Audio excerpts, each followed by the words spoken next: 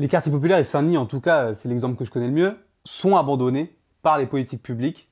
C'est un fait. Aujourd'hui, les services publics sont beaucoup plus absents qu'ailleurs. Et en plus de ça, les habitants et les habitantes des quartiers populaires, et notamment de Saint-Denis, ont beaucoup plus de besoins car sont pour la plupart précaires, sont pour la plupart pauvres. Et aujourd'hui, on a des besoins forts auxquels on n'a pas de réponse.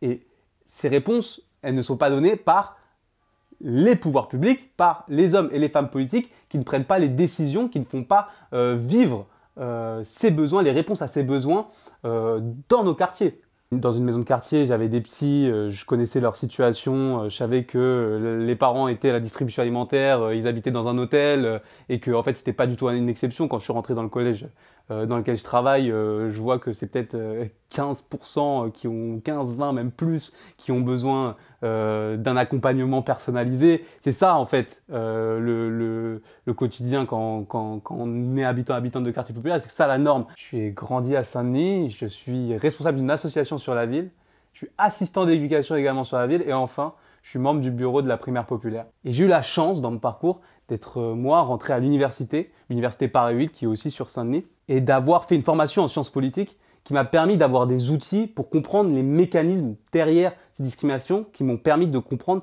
pourquoi c'était pire ici, pourquoi on avait plus de problèmes ici qu'ailleurs. J'ai commencé à m'engager parce que pour moi, c'était pas suffisant de remplir des copies. Je suis rentré dans la Croix-Rouge en 2015, il me semble, mais j'ai été déçu par cet engagement. Pourquoi j'ai été déçu? Parce que derrière, il n'y avait pas de projet pour répondre aux problèmes de manière plus structurelle, de manière plus concrète, de manière plus long terme.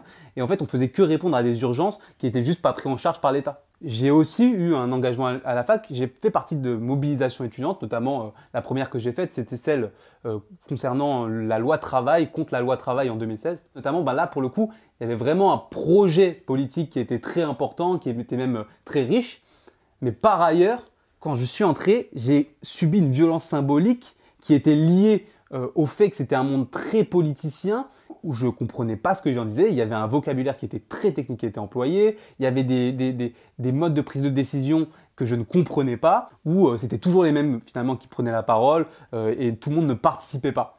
Et c'est pour ça que, déçu de mes expériences, c'est pour ça que j'ai créé l'association Saint-Denis Ville au Cœur avec des camarades qui auraient pour objectif de créer une communauté engagée en Seine-Saint-Denis pour répondre aux problèmes qu'on vit et en accompagnant dans toutes les étapes de l'engagement des habitants et des habitantes. Donc de la sensibilisation auprès de jeunes, de l'accompagnement de projets engagés, des événements pour faire cohésion, pour réfléchir ensemble et des événements plus militants comme la Pride des banlieues où on va essayer d'aller chercher des droits et des moyens pour faire exister ces droits sur le terrain. Mais la réponse qu'est Saint-Denis Ville au Cœur et la réponse qu'on apporte avec Saint-Denis Ville au Cœur, c'est une réponse de long terme. C'est pourquoi dans mon engagement, j'ai souhaité avoir un engagement qui soit plus court-termiste. Et pour ce faire, j'ai choisi de rejoindre la primaire populaire et qu'on puisse avoir des réponses plus court terme, des réponses aux urgences à travers un monde politique qui partage des valeurs que moi-même je partage, d'inclusion, des valeurs écologiques, des valeurs démocratiques, des valeurs sociales.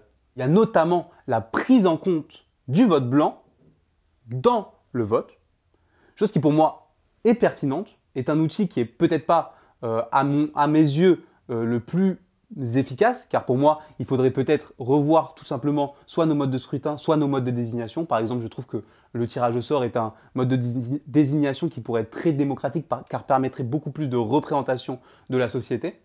Mais le vote blanc, quoi qu'il arrive, a un sens qui est le suivant, dire, moi, je suis d'accord avec le fait qu'on a un mode de désignation qui est le vote, mais je ne sais pas comment me positionner par rapport au choix qui m'est proposé. Je me suis aussi beaucoup abstenu parce que le vote blanc n'était pas une option, mais aussi parce que les différents candidats et candidates portaient un projet politique qui, pour moi, n'était pas optimal.